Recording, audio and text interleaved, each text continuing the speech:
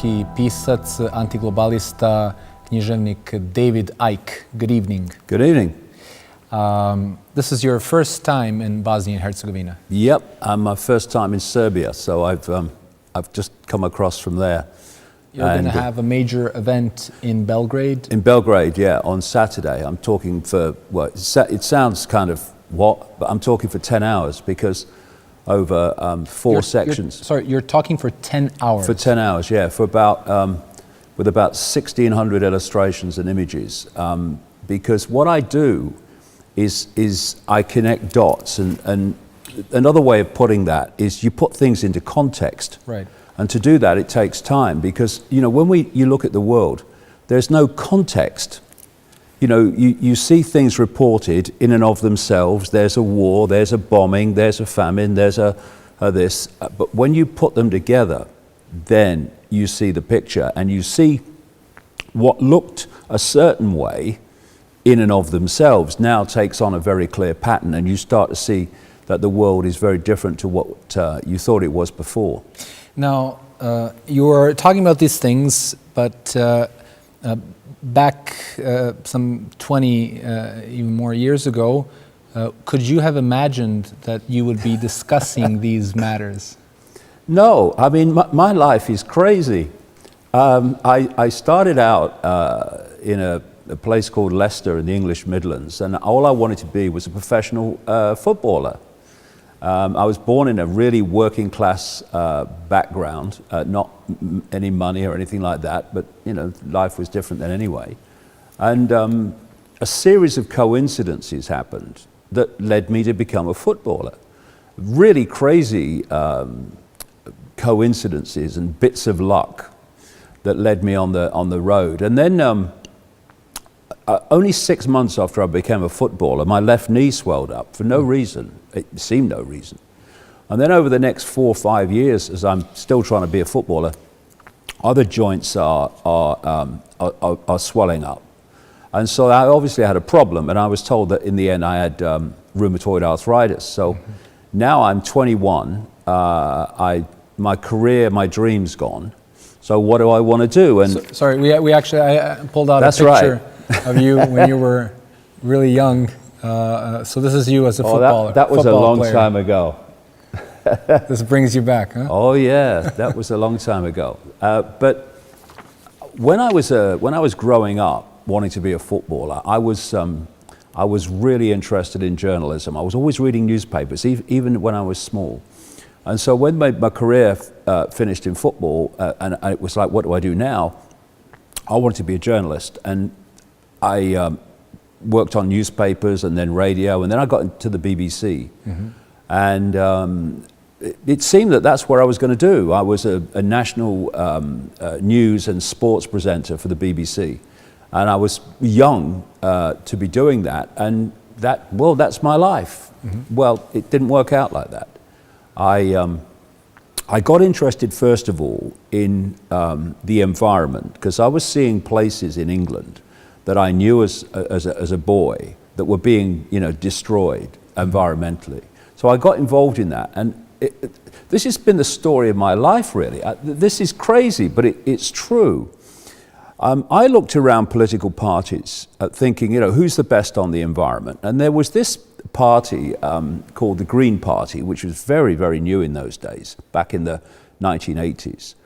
And I live on an island just off the south coast of England called the Isle of Wight. So I saw if there was a Green Party on the Isle of Wight. There wasn't. So I contacted the National Party office and I said, you know, I want to join. Is there a party on the Isle of Wight? They said no, but why don't you start one? So I started a Green Party on the Isle of Wight, and it was just a few people. And then after about 2 weeks, we got a message from the party headquarters saying that, welcome to the Green Party, you need to send someone to a meeting of the regional Green Party in 2 weeks' time because you're part of that now. So no one else wanted to go, so I went. I turn up at this meeting, and they then announced that the person who's the regional man or regional person on the National Green Party Council was stepping down who would like to do it. No one wanted to do it. So I said, well, I'll do it then. So I said, what do I do now? They said, well, there's the first meeting of the National Green Party Council in London, again in about 2 weeks. So I turn up.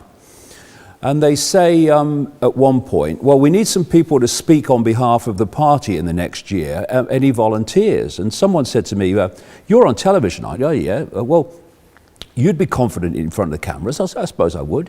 Well, you put your name forward and I'll second you. By the end of that day, no more than 6 weeks after just joining the party as a member, I'm a national spokesman for the Green Party in Britain. It was extraordinary. And this is what was happening to my life at that point.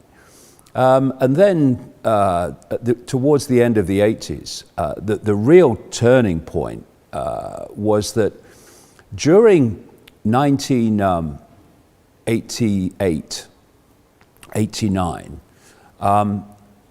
strangely, I kept having this feeling that when I was in a room alone, I wasn't alone. It was like there was a presence there. And it was kind of mild to start with, and then it built up through 1988, 89. And I remember working for the BBC, and I was in a hotel room near the studio in London. I'm on my own, I'm sitting on the edge of the bed one night, and it was tangible, so tangible that there was something there.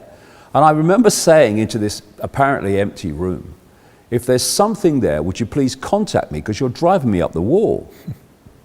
A few days later, I'm in the town where I live with my son, who was a little boy then, not now. And I was on the seafront. It's a coastal, obviously it's an island. And someone came and stopped me to talk about football. When I'd finished chatting with them, I realized my son was not there anymore. So I knew where he would be. It was in this bookshop, this newspaper shop. So I walked in and I said to him, come on, Gareth, we'll go up into the town and get some lunch. As I said that, my feet wouldn't move. It was like something was holding my feet down. And I wouldn't say it was a voice, but it was a very strong thought form that passed through my head. And it said, go and look at the books on the far side. So I'm like, what? And I knew this bookshop, and the books on the far side were romantic novels. What would I want to go there for? So I walk across, and in among the romantic novels was one book. And it had a woman's face on the front. It was called Mind to Mind. And because it was different, I picked it up and I turned it over and I read the blurb. And it was a British psychic lady who was writing her biography and her life. And once I saw the word psychic, I thought, well, I wonder if this lady would pick up what I've been feeling around me for the last year. So I contacted her and I went. And I told her nothing that was happening to me. I said, I've got arthritis, maybe your hands-on healing, because she did that as well, would help. But the real reason was, I just wonder if she would pick anything up. So I went a couple of times to see her, and it was hands-on healing and nice chat. And then the third time, this is March 1990 now, I'm on this medical type bench, and she's working on my left knee, and I'm just daydreaming in the room. And then suddenly I felt like a spider's web on my face. A feeling of a spider's web, and that hit me because in the book that I'd read of hers, she said when other levels of reality are trying to lock into you, you sometimes feel like a spider's web on your face. So I'm thinking this was in her book, and I know it didn't say anything to her, but about 10 to 15 seconds later, she's working on my left knee. She launches her head back and she said, my God, I've got to close my eyes for this one. This is powerful. And by this time I'm thinking, what's going on here? All new to me. And then she starts telling me, I'm going to go out on a world stage and reveal great secrets, that I was going to be world famous for revealing great secrets, that there was a great story that humanity had to be told. and that one of the lines that came out was, one man cannot change the world, but one man can communicate the message that can change the world, and so on and so forth. And then funnily enough, I left her house, got on a train and went to present a television program for the BBC, completely bewildered, thinking what was all that about. But what then happened is my life became this extraordinary synchronistic journey of meeting people and information coming to me in many and various ways that was showing me a very clear pattern that this world is not controlled by the forces that we see and we think control it. And I've gone on ever since, and it's been going on ever since. Do you still follow football?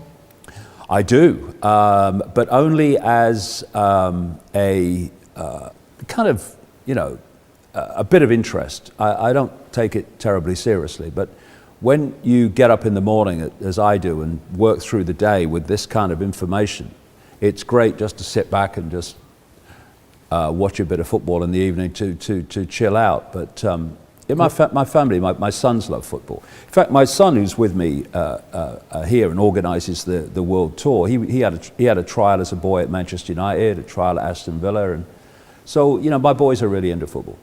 Do you have any favourite clubs? Well, funnily enough, I was born in Leicester. So Leicester City have been the club that I've supported all my life, and of course they did miracles last year by winning the English Premier League, which clubs like Leicester City should never do. Do you know any clubs in the Balkans? Do you follow that? I know Red Star Belgrade. You know Red Star Belgrade. And ones like that. And Have you heard of Partizan? Partizan Belgrade, yeah. Partizan Belgrade. And my other son, Gareth, who was with me in the news shop all those years ago, he's been to Croatia and seen some of their teams play, I think, and he's been to Czechoslovakia and seen some of those teams play. He's a real football fanatic, Gareth. Mm-hmm, mm-hmm. Well, I would like to inform you, Partizan is the best. Right. Okay. Yes. Okay. Just so you know, the cameraman doesn't agree. But, yeah. There's people screaming at the television all over Bosnia. So let's talk about the defining moment that happened that made you switch from being a television presenter and television personality to what you are today. What was the defining moment when you realized that this was your path and you need to go forward with this calling? Well, when I came away from the psychic, I'm thinking, what? But when after that, this synchronicity of my life started, funnily enough, the BBC didn't renew my contract very soon after that meeting with the psychic, which was important in the synchronicity, because had I gone on and signed another contract and gone on, then that would have been the focus, obviously being a television presenter. But because the contract wasn't renewed, it freed me very soon after that experience to just do this full time. And once the synchronicity started and information was coming to me, not just in abundance, but almost in an order that you could most easily put it together. It was like something was handing me puzzle pieces and you were just putting them in there. And it began in the 90s with all the information was about the world of the scene, if you like. It was about political manipulation, banking manipulation, manipulated wars and such like, manipulated terrorism. And then as we moved towards the end of the 1990s, although that information continued and still continues today, something else came in that actually behind this world of the scene, this manipulation of the scene, was a force that we don't see, and a force that ultimately is not human. And then as that information started coming to me in abundance, then in the early 2000s, the next stage was to realize the unbelievable nature of the illusion that we live in terms of physicality. We appear to be experiencing constantly a solid world of solid things. But it's interesting, when you go into deep into quantum physics, there is no physical. It's an illusion, and that part of my life came in 2003. What happened was that I'd written a book exposing the 9/11 false flag, the 9/11 inside job that was blamed on Muslim terrorists, mostly from Saudi Arabia. And I reached the point where I was saying to people, if I'm going to understand the next level of this, I've got to look at this world from another point of view, not in some dream where you think, was that a dream, was it real? But actually, consciously, I need to see this world from another level. And almost immediately after that, I got this invitation to go into the rainforest of Brazil, near Manaus, and speak to a group of people who were there for a week, and have the opportunity to partake in something called ayahuasca. It's a rainforest psychoactive plant. And I've only taken psychoactive potions once in my life, and that was then in this rainforest in Brazil. I didn't know what was coming, I didn't know what it was all about, but I thought I'll give it a try. And so I went into this altered state twice over 2 nights. I could have taken it 4 times. 2 was enough for me. I got what I needed. And it was an extraordinary experience because, particularly on the second night, for 5 hours, this a voice as strong as mine is now when I was in an altered state talked to me for 5 hours about the illusory nature of physical reality. And it was hilarious. It was so funny because it was taking apart the things we think are real and explaining why they're not. And I had instant recall of everything afterwards. And I came back to England because what I don't just take things like that and say this is how it is. And I started looking around the different scientific disciplines, not least quantum physics. And I realized that they have already, if they just put the dots together, they've already realized that this world is in terms of physicality and solidity, is an illusion. Because the scale of the illusion is extraordinary. The studio that we're now looking at only exists in the form that we're seeing it in a few centimeters at the back of the brain, which decodes visual reality. The 5 senses are taking waveform information, they're turning it into electrical information, which they communicate to the brain, and the brain turns that into what is in fact holographic information, the illusion of physicality. And then as I moved on and this information was coming in, and we moved into another phase, much more recently, say about the last 10 years or maybe slightly less, I started to realize that actually the evidence pointed to the fact that this reality that we're experiencing is actually a simulation. It's like a gigantic, a massively advanced version of a computer game. And you start to realize actually the physics of computer games, where they put on the headsets and the virtual reality, are the same physics as our reality. And what's been so amazing for me in the last 2 or 3 years, particularly the last year, is the number of mainstream scientists who are now coming to the conclusion that this is actually some kind of simulation. There are mainstream scientific studies, there's been one at the University of Bonn in Germany, that have concluded that this is the case. There was a NASA scientist called Rich Terrill, a NASA computer scientist, who came out recently and said he had concluded that we live in a holographic virtual reality simulation. And it's becoming Elon Musk, of course, who co-founder of PayPal and the owner of SpaceX and Tesla cars, he's come out in the last year and said that in his view, there's only a billions to 1 chance that we don't live in a simulation. So, and then you've seen more and more the coming to the surface of the political manipulation of the world, and the fact that the powers that are directing human society are not the powers that we see. So when I sit here now and I look back at the last nearly 30 years, it's extraordinary how the information that came to me after that experience with the psychic, in all these different phases.